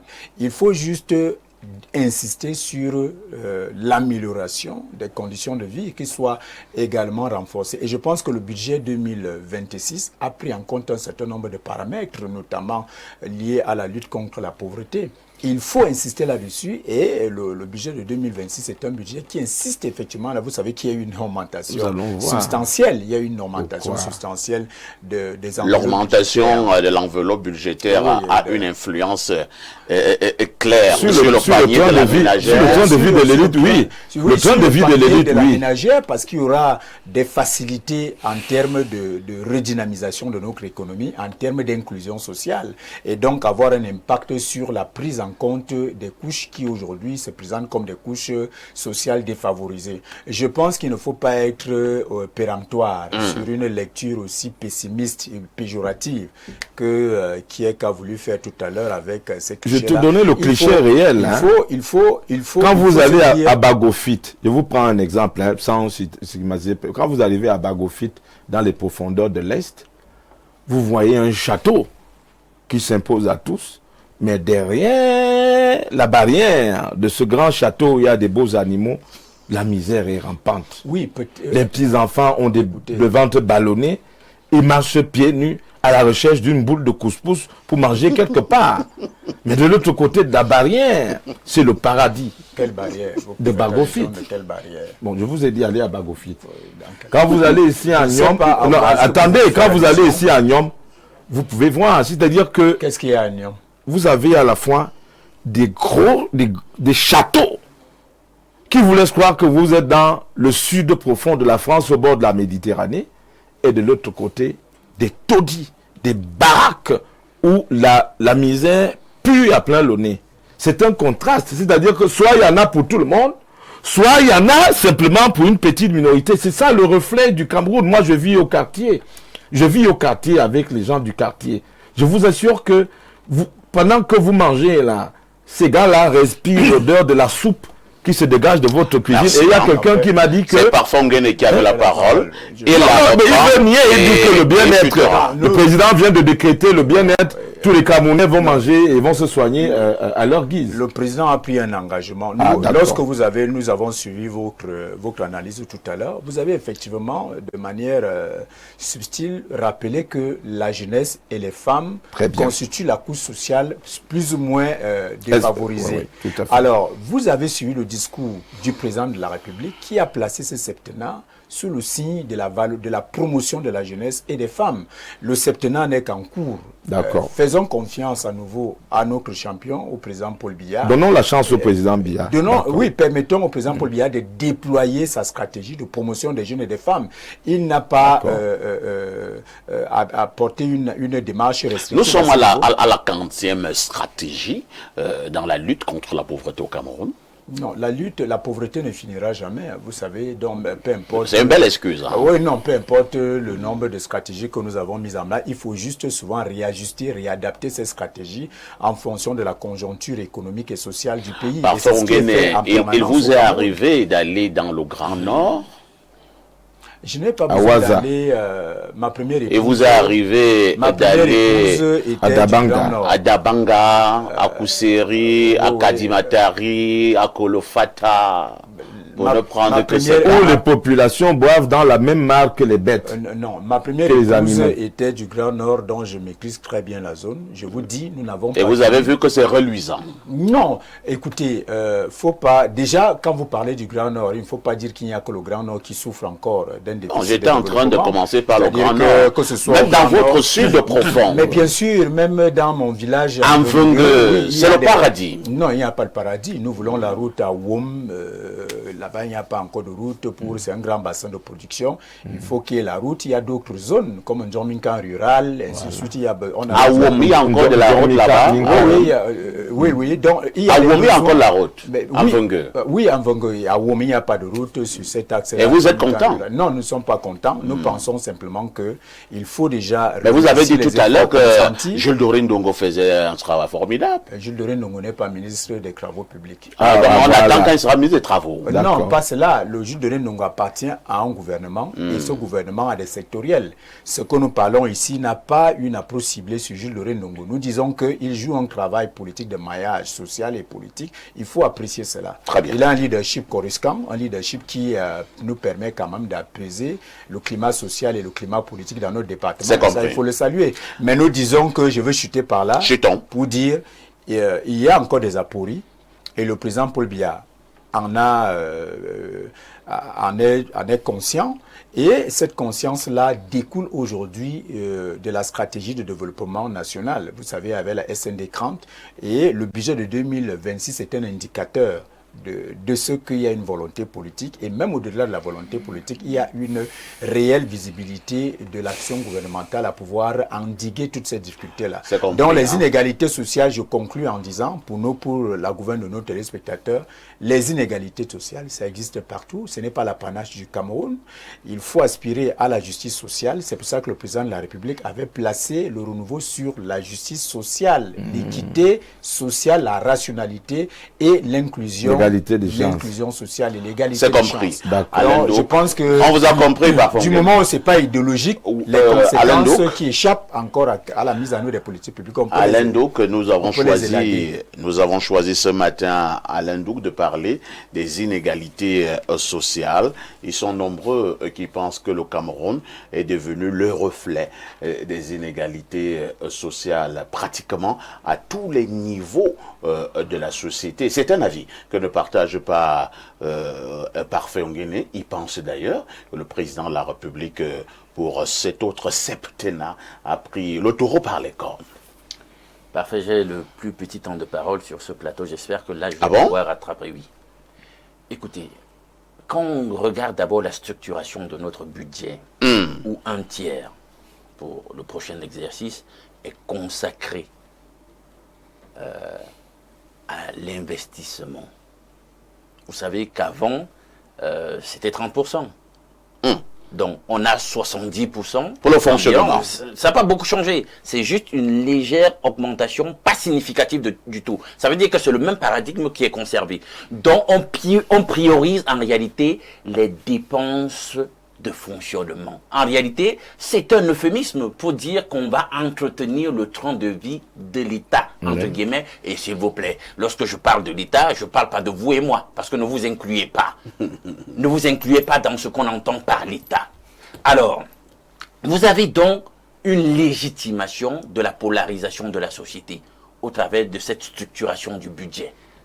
Des gens entretiennent un train de vie somptuaire, qui est immoral, quand on vit dans un pays où tous les indicateurs démontrent à suffire chaque jour, année après année, les notes de vos partenaires, les institutions de Bretton Woods passent le temps à dire la pauvreté continue d'être plus marquée chez vous.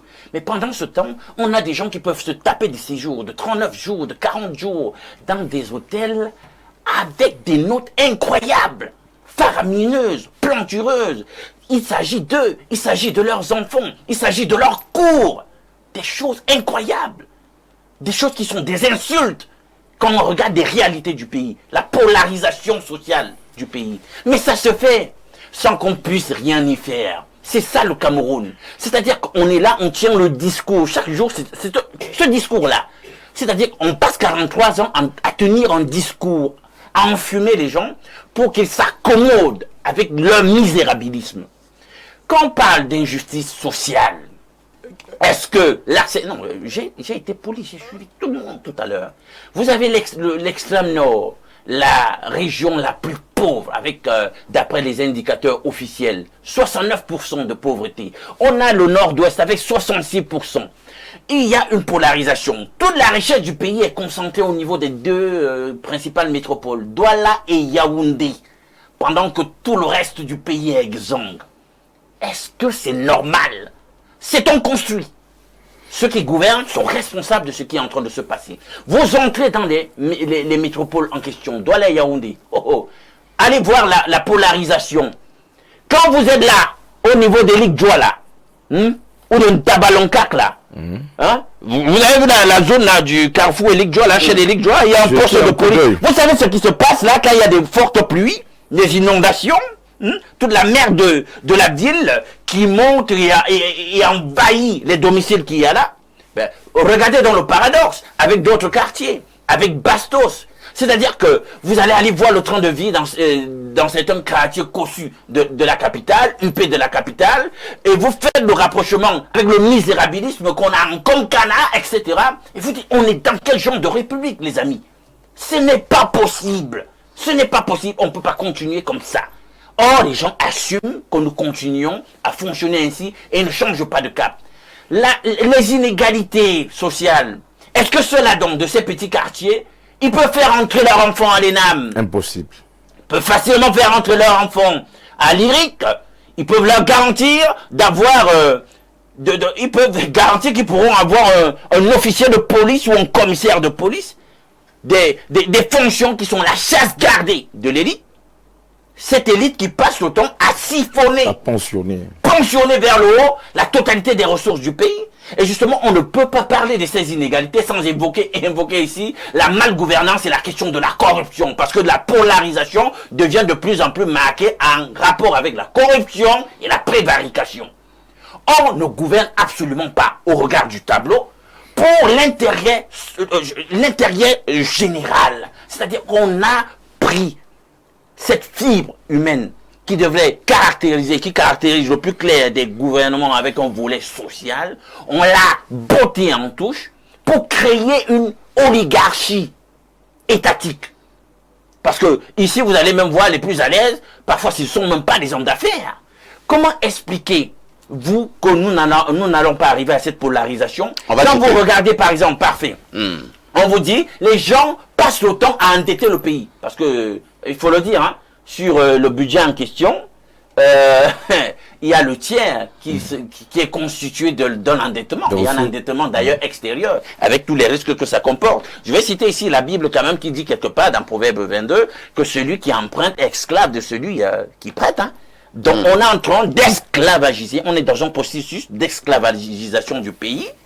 On structure un budget totalement ancré sur l'endettement, et pendant qu'on s'endette comme ça à l'endroit, chez des entités extérieures, ici, on refuse de prioriser en réalité l'endettement intérieur, parce qu'on vous dit vous passez après. C'est-à-dire que les prestataires camerounais qui ont offert des services à l'État, vous dit vous, on doit d'abord prioriser les partenaires extérieurs chez qui on a pris l'argent, vous c'est après.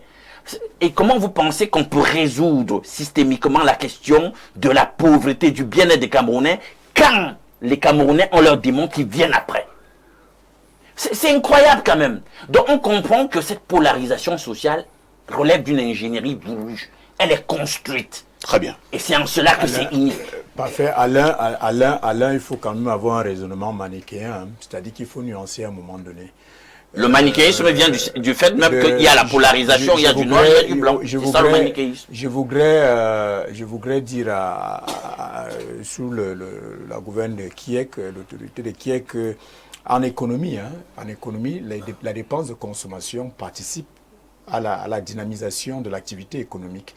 C'est-à-dire qu'Alélie John Menaïk, un théoricien... Et vous connaissez combien avec un réel pouvoir d'achat qu'un accent soit mis sur... Au regard du niveau d'inflation, au regard de la qualité des salaires. Permettez à parfait de coller à mon... Sur la dépense de consommation, ça il faut le relever. Allez lire John Menaïk. Non, j'ai fait économie. Voilà. Allez lire John Menaïk. Donc vous ne pouvez donc pas comme ça cibler la dépense de consommation. Non, le problème c'est que c'est une catégorie de personnes qui ont un vrai pouvoir de consommation. Et avoir une lecture pessimiste et péjorative de l'affaire, il faut dire qu'elle participe également à la relance de l'activité économique parfois. On peut également souscrire au fait que il faut renforcer l'investissement, mais il faut aussi que l'investissement participe à la construction du PIB et à la construction du PIB et même à la croissance inclusive de la population. Donc les deux sont liés. Dans la théorie économique, justement, M. Nguéné, il est démontré que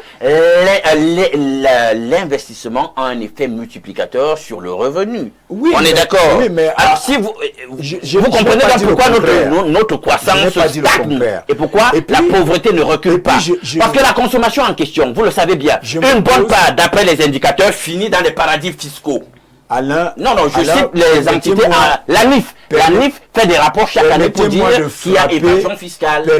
Ça finit dans des banques et des systèmes financiers totalement étrangers.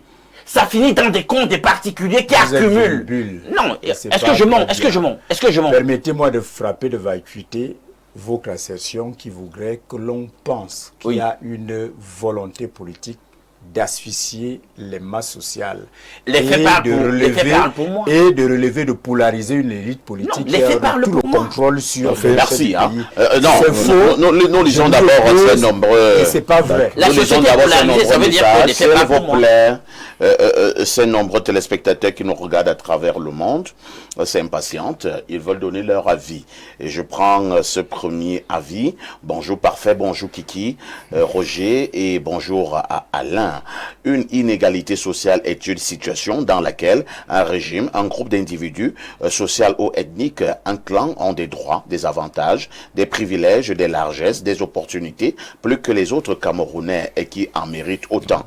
1. Illustration au Cameroun. Au Cameroun, il y a une disparité systématique et persistante dans les conditions de vie. C'est du fait que le régime en place a fait de la richesse nationale dont tous les Camerounais sont usufruitiers sa propriété personnelle. Le régime en place et son entourage gèrent les 7317,7 milliards uniquement avec leur cercle en famille. 2. Conséquences, injustice, pauvreté, instabilité sociale, assassinat, impunité, répression, état dictatorial, conservation du pouvoir à tous les prix, torture, argent public confisqué pour sa famille. C'est Thomas Noir, auteur, analyste sociétal.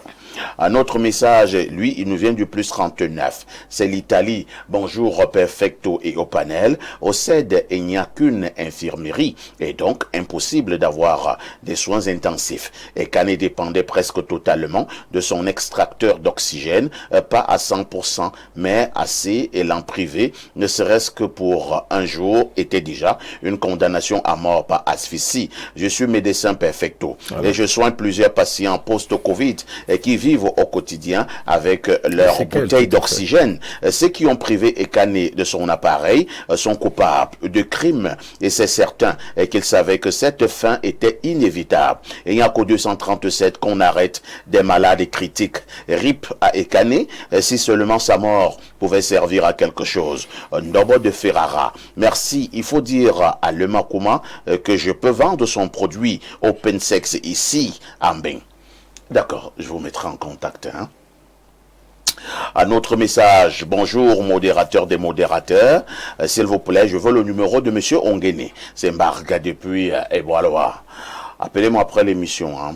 Un autre message, bonjour parfait et à tous les panélistes, vraiment que le conseiller Ongene respecte les Camerounais et soit vrai. Les inégalités au Cameroun, c'est visible et même un enfant qui vient de naître voit cela. Les marchés publics se font comment? Les marchés publics se font comment? Les 4-9, les nominations, les concours, voilà dans l'administration, les faux diplômes partout, mais les intellectuels sont sur les motos. Vive le Cameroun. C'est Samuel Ebenezer en Kondongo qui envoie cette contribution. Un autre message. Alors, il est long, hein? J'espère qu'on pourra lire jusqu'à la fin. Bonjour à vous sur le plateau, c'est Ebama Gabriel depuis Touameki. Moi, j'aimerais vous dire votre thème, il est vague. Quand vous parlez d'inégalité sociale, vous vous attendez à ce que les gens vous disent quoi? Vous parlez de quelles inégalités sociales? Financières, intellectuelles? Et si quand je vois votre thème, je crois que vous voulez parler des inégalités dans le train de vie. Et moi, je ne comprends pas pourquoi le train de vie des autres doit toujours faire débat, mais soit passons. Ton thème, ce qui doit être discuté sur ce sont les causes des inégalités, parce que les inégalités sociales font partie de l'essence fondamentale même de la vie dans une société. Il y aura toujours les pauvres, les riches, le bien, le mal, le plus, le moins. Maintenant, il faudrait donc se poser la question, d'où viennent donc ces inégalités? Est-ce que c'est mère nature, genre c'est un truc naturel, c'est Dieu, ou c'est les acteurs de la société qui sont responsables? Bon, vraiment, voilà ce que j'appelle brasser du vent, c'est-à-dire que quelqu'un parle. Il dit que notre thème est vague. Maintenant, il nous amène dans l'histoire de Dieu. Mais et c'est les gens qui même plus vague que tout. Et c'est les gens même qui prennent souvent comme modèle d'autres nations. Quand vous allez citer des nations comme la Suisse, vous citez la Suède, la Norvège, on vous dit que la pauvreté est dans sa plus faible expression, on n'existe presque pas. Vous êtes là, au lieu de chercher des bons exemples, ils sont toujours là en train de vouloir nous engloutir dans le marasme.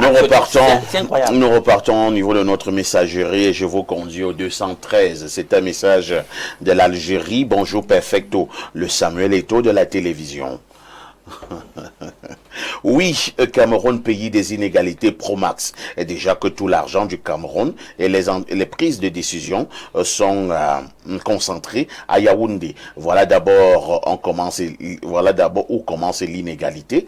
Parfois, tu es à Babenda ou à Mourvoudaï, dans le nord, tu veux signer un document, on te dit d'aller à Yaoundé. Tu es obligé de payer 50 000 francs pour une signature. Pourtant, celui qui est à Yaoundé dépense seulement 500 francs de taxi pour signer le même document. Et il y a des ministres qui commandent un avion juste pour laver ses vestes dans des pressings à Paris. Des ministres qui prennent des avions et ils partent à Dubaï pour prendre un café et ils reviennent. Pourtant, certains Camerounais n'arrivent même pas à payer la facture d'électricité de 2500 francs. Allons seulement. Bonjour, une minorité s'est accaparée presque toutes les possibilités de s'offrir l'accès aux biens au détriment de la majorité. Toujours les mêmes discours promoteurs, alors que les tracteurs en rouille accroupissent dans des villes. Les milliards détournés de leurs objectifs sont tout simplement volés. Le Cameroun est un modèle, un type de pays des inégalités sociales. C'est Abo depuis Ngaoundéré. Bonjour, monsieur Parfait, ici et à ton panel. Je me rappelle une fois sur votre plateau, un membre du RDPC avait dit d'ici le 31 mars, les coupures d'électricité vont s'arrêter. Mais au journal télévisé à la CRTV, le ministre de cette tutelle avait dit d'ici le 31 mars, les coupures vont diminuer. Donc, ces gens concernant la dénonciation, nous avons un taux de croissance économique insuffisant, autour de 4%, rend difficile la sortie de la pauvreté pour une partie de la population. Ensuite, l'application d'un système de justice pour tous. Plus de 10 millions de populations au Cameroun vivent au seuil de la pauvreté, avec une stagnation de la réduction de la pauvreté depuis 20 ans. Bonne émission à vous, c'est Franck Pepito de Bingela qui envoie cette contribution. Un message du 241, c'est le Gabon. Bonjour El Perfecto. Vraiment, je voudrais poser la question au conseiller. S'il est un vrai Camerounais, c'est inadmissible qu'il vienne raconter accepter ces choses-là sur un plateau aussi respecté que le vôtre, qu'il respecte le peuple camerounais. C'est Pablo depuis Libreville qui envoie cette contribution. Bonjour le sac de modérateurs, très belle thématique, juste pour vous dire que Parfait Onguéné est un nom... Pas d'insulte, hein. Je lis la suite. Il récite juste les belles paroles des politiques. Lui-même est un pauvre et souffre de cette inégalité sociale. Bon, qu'il demande l'audience à la présidence. On va voir si l'aura. C'était une parenthèse. Moi, j'ai vécu à l'extrême nord. C'est grave là-bas avec la pauvreté. Ils mangent le couscous chaque jour. C'est Fabrice Adian, depuis Douala, qui envoie cette contribution. Roger Kiel-Dekiki, vous voulez prendre la parole depuis, on vous la donne. Oui, mon frère Onguéné a parlé de la dépense. Vous savez, la dépense, elle doit être de qualité. Hein. Chez nous, au Cameroun, on s'endette pour acheter des champagnes, des cravates, des costumes, des belles voitures. Voilà une dépense de mauvaise qualité. On peut s'endetter pour soutenir et encourager l'entrepreneuriat. Tout à fait. Ça, c'est différent. L'entrepreneuriat des jeunes, des femmes, s'ils le font, ce sera bien. Vous savez, moi je suis proche des UPCistes. Hein. Les nationalistes UPCistes, les pères de la lutte pour libérer le Cameroun, avaient prévu que après l'indépendance, il fallait chercher à améliorer le standard de vie, la qualité de vie des populations. Le RDPC parle souvent de lutter contre la pauvreté. Hein. Vous savez, on ne lutte pas contre la pauvreté, on peut la réduire. On peut la réduire par des actes et des actions tout à fait précises. Le président de la République, dans un congrès du RDPC, avait établi que le col blanc a fait son nid au sein du RDPC. Les voleurs à col blanc vont rendre gorge. Il a dit qu'ils vont rendre gorge. Et ces gars-là avaient applaudi. Quelques-uns ont été arrêtés plus tard. Un ministre en prison avait près de 400 costumes. Enfin, on en avait trouvé chez lui. Ah bon? Et il estimait qu'aucun pressing camerounais ne pouvait laver ses costumes. Donc, ses costumes allaient à Paris en avion. Il connaît ces ministres. Vous dites que ces ministres est en prison? Il est du Sud, d'ailleurs. On allait à Paris laver ses costumes, on les transportait dans l'avion et on les ramenait dans l'avion. Vous êtes sérieux, là, Roger? Et c'était des costumes de marque. Ce monsieur-là commandait ses pommes de France en France. Il estimait que les pommes qu'on vend ici, à Fombat, ou cultivées ici, ne sont pas comestibles pour lui. Et il prenait un cortège, parfois de 3 voitures, parce qu'il aimait les cortèges. Hein. Quand il passait ici, là, il le connaît. Même quand il allait dans les Suds, c'était des cortèges avec du carburant et tout. Il prenait un cortège pour aller chercher ces pommes de France à l'aéroport. Et quand on les descendait, ces gardes du corps lui passaient une pomme, il la croquait, il la mordait pour dire elle est bonne. En économie, il y a aussi ce qu'on appelle les préférences alimentaires. Ouais. C'est-à-dire que les préférences alimentaires avec le train de vie de l'État. Oui, avec le train. Il faut produire ces pommes sur place. Oui, c'est pour ça que je dis que le RDPC fait une bonne économie de consommation. Mais non, pour bouffer au détriment de ceux qui font 2 jours sans voir la couleur du riz avec de l'huile rouge. On ne peut pas continuer comme ça parce que en réalité, mon frère Ekane parlait d'une bureaucratie qui s'est constituée une aristocratie néo-bourgeoise. Quand tu vois ces gars-là, hein, ils ont des costumes d'1 million, des chaussures, et ils vont battre campagne en narguant le peuple. Une élite qui vit et qui pense comme ça est inappropriée pour donner de la nourriture aux populations camerounaises. Votre costume ne coûte pas 500 Ah oui, ici, hein. Je n'ai pas volé dans les caisses de l'État. Parfois, parfait, c'est... Qu'est-ce qui vous dit qu'il vole dans les caisses de l'État pour avoir ces costumes? Nous voyons, non? Mais les rapports de la... Nous voyons les... Et puis, regardez, les gens nous avons tout un gouvernement à Kondengui, hein, Premier ministre, secrétaire général de la présidence, ministre, tous ces gens-là sont à Konengi. Pour vous dire que le modèle n'est pas bon. C'est un modèle qui favorise la corruption. De commencer à soupçonner Parfait parce qu'il a un beau costume. Ne me distrais pas. Ne me distrais pas. Parfait travaille ici, il n'a pas accès aux ressources d'ici. Parfait, a toujours travaillé. Je vous en prie, je voulais continuer pour dire Parfait n'a jamais rien géré. Le président de la République vient de supprimer les 4-9. On vient de supprimer dans le budget de l'État. Parce qu'il n'y aura plus les 4-9. Qu'est-ce que vous entendez par ouais, les petits marchés de 4 millions 9 qu'on donnait aux copines, aux copains, aux frères et aux sœurs, qui grugeaient complètement les ressources publiques. Et le président Paul Biya dit que l'argent qui est détourné pouvait construire des routes, des hôpitaux, etc. Vous allez chuter. Je vais proposer, puisque on est en train d'aller vers la fin, il ne faut pas qu'on parle pour rien, sans proposer. Hein. Au-delà des beaux discours de Ongene. Ongene connaît les discours. Hein. Parce que dans le RDPC, ce sont des tchatcheurs, des grands orateurs. Mon frère Ongene, je propose qu'on promeuve l'égalité de sexe. Quelqu'un a parlé tout à l'heure des l'égalité de sexe pour améliorer l'accès des femmes à l'éducation et à la formation professionnelle. Ongene, je propose de développer les services publics, renforcer les infrastructures et les services de base pour améliorer la qualité de vie des populations. Une bonne route. Vous défoncez une porte ouverte là. Laisse-moi défoncer la porte, parce qu'il n'y a pas encore ça. Ongene, je propose de soutenir l'entrepreneuriat, d'encourager l'entrepreneuriat des jeunes et des femmes pour créer des opportunités économiques. On ne soutient pas les jeunes en leur donnant des 4-9. Vous comprenez? Mais si vous soutenez les jeunes pour créer des petites industries, hein, pour devenir entrepreneurs. Le président vient de financer des jeunes entrepreneurs qui avaient des projets, dont des projets qui ont été retenus. C'est une très bonne chose. Je crois que après, ils disent, l'opposition, elle dit que vous avez combien? 42, 43 ans aux affaires? Je crois qu'après avoir mangé pendant 43 ans, on n'est repu, non? Ça veut dire qu'on n'est plus faim, on est rassasié. Maintenant qu'on est rassasié, pensez à faire en sorte que les populations puissent avoir de l'eau, de l'électricité, avoir le droit à la santé, à l'école, et puissent avoir la possibilité de manger. Autrefois, on mangeait dans ce pays. Qu'on puisse recommencer à manger, que le monde rural soit développé, et on aura moins de problèmes.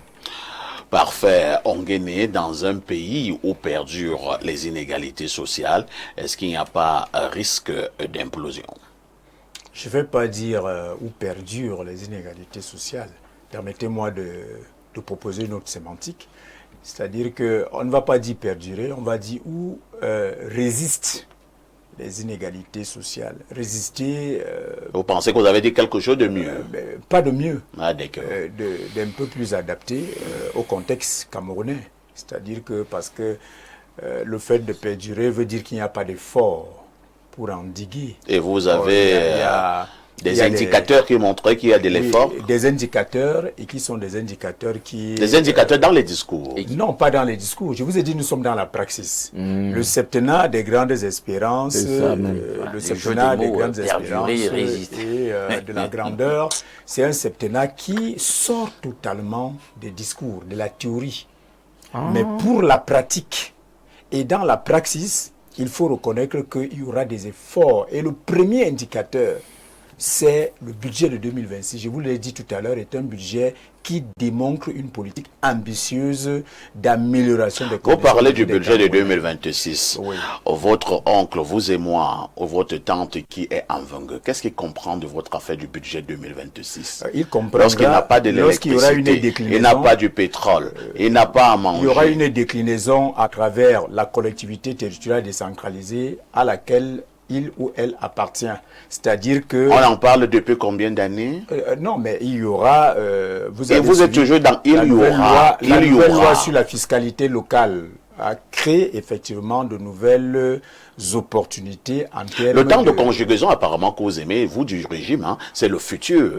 On va. Le futur, c'est... Le futur, c'est l'avenir. On fera. Le futur, c'est l'avenir, puisque le présent, nous le vivons. Qu'avez-vous fait? Il faut s'inscrire dans le futur. Où sont les grandes ambitions? Le futur immédiat. Les grandes ambitions étaient une déclinaison d'une politique globale, c'est-à-dire que c'était une séquence de cette politique et nous sommes passés à une autre séquence. Où sont les réalisations? Mais les réalisations sont là. Où? Lorsque nous parlons de l'électricité, vous avez très bien vu le programme de 2026 qui est très ambitieux, c'est-à-dire qu'après Nachtigal, il y aura Kikop qui viendra renforcer notre parc national de production. Et nous sommes toujours dans il y aura. Mais bien il sûr, y aura. non, mais est-ce que la nationalisation des néos... le banquier international dit que... La néo qui est un cadavre, hein? Non, c'est pas un cadavre. Nous avons les chiffres. C'est une expression réelle de notre appropriation. Et néo-société en faillite. Destin pour une indépendance énergétique qui participe de notre souveraineté. Donc on ne peut pas le dire ainsi. Il y aura... il y aura. Mais bien sûr, il y aura une amélioration considérable de l'activité des néos. Encore que nous avons aujourd'hui... Depuis que vous parlez là en 2 minutes, j'ai dénombré les il y aura 9 fois. Mais lorsque nous sommes Messie reviendra bientôt.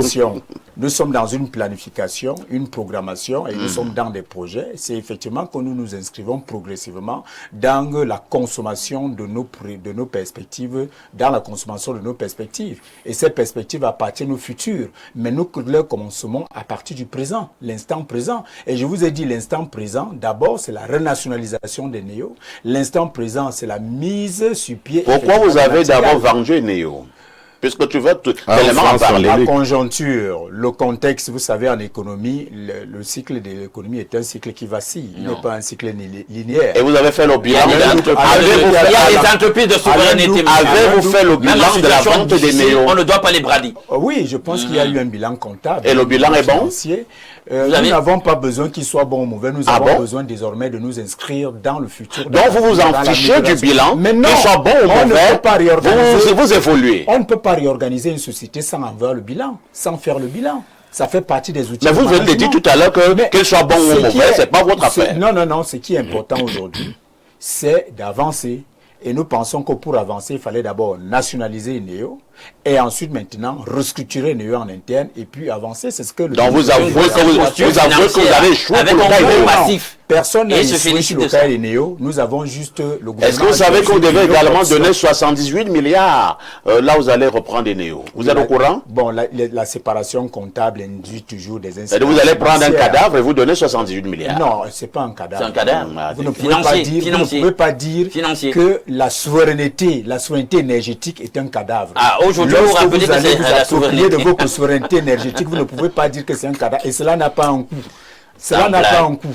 Donc, il faut comprendre que la restructuration des néo va forcément induire une incidence financière dans la séparation comptable. Je suis d'accord avec vous quand vous dites que la nationalisation n'a pas de coût. N'a pas de coût. Et vous la souveraineté n'a pas de coût. Le souverainisme n'a pas de coût. Le seul problème, le seul hic est que quand AES, LTD, Sirocco venaient ici, on les avait chassés. On les avait chassés du Sénégal pour incompétence. Mais ils sont venus ici. Et qu'est-ce qui s'est passé? L'État leur a servi de caution pour les emprunts bancaires. Ils ont une entreprise de souveraineté. Les mêmes personnes au Premier ministère et à la présidence qui montent ce dossier-là sont toujours là. Qui ont fait du lucre en nationalisant. Si les mêmes personnes, c'est-à-dire la bureaucratie comprador reste aux affaires, nous allons nationaliser pour rien, puisque la bureaucratie comprador n'aime pas le Cameroun. Non, nous on va chuter par Fonguené. Oui, nous allons... je pense effectivement que il ne faut pas défoncer les portes ouvertes. Le président a pris un engagement, c'est de renforcer les mécanismes de promotion des jeunes et des femmes, de renforcer les mécanismes d'encadrement, et il a mis en place un certain nombre d'outils pour accompagner la visibilité, la viabilisation de façon factuelle de ces politiques. Il faudrait que nous sachions que le passé nous sert à mieux saisir le présent tout en préservant le futur. Ce passé auquel vous faites allusion est un passé qui nous permet aujourd'hui de mieux structurer nos politiques publiques et de mieux adapter le credo de l'action publique vers des cibles plus indiquées, qui sont des cibles liées à la lutte contre la pauvreté. C'est compris. Je vais chuter par là en disant... On n'a plus le temps. Vous avez acheté. Alain Douk, dans un pays où on connaît d'énormes inégalités sociales, en attendant que par Fonguené refasse ma question, est-ce qu'on pourra véritablement parler de paix et de paix réelle et durable? Non. Dès que la menace de la famine Et cette cohabitation incestueuse et glauque d'une opulence face à un océan de misérabilité va exister, tous les risques de détricotement de l'harmonie sociale vont perdurer. Je ne sais même pas comment on parvient encore à tenir sur le moment. Et justement, M. Parfait Onguéni, quand le passé est hideux, le présent chaotique, tout ce qui vous reste, c'est vous projeter dans un discours de la futurologie constante, etc. Imaginez un pays dans lequel on vous a dit que l'éducation de base, qui est un droit, est gratuite. C'est un droit de l'individu, de la personne. On dit que c'est gratuit, et jusqu'à aujourd'hui, on ne voit nulle part la gratuité en question. Et dans le système éducatif en question, on a carrément utilisé l'éducation comme un moyen de faire du lucre. Ou, justement, ceux qui ponctionnent la fortune publique peuvent se permettre d'envoyer leurs enfants à l'étranger, faire des études les plus onéreuses, ou alors dans les institutions les plus onéreuses ici sur place, que le plus clair des Camerounais ne peut pas se permettre. Et pendant ce temps, la gratuité qu'on promettait, on ne la voit nulle part, à tel point qu'on a l'impression que si on continue sur ce trend, même l'éducation deviendra élitiste bientôt. Et c'est désespérant. On ne peut pas arriver à cela et laisser prospérer en tel état de choses, M. Onguéni.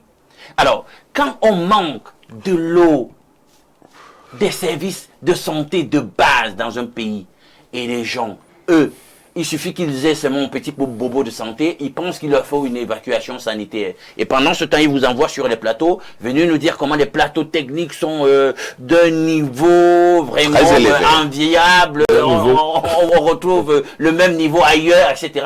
Mais quand eux, ils sont malades, ils n'osent pas se faire consulter par un médecin d'ici. Ils préfèrent aller ailleurs. Pourquoi? Parce qu'ici, ils n'arrivent pas à garantir ce qu'il faut.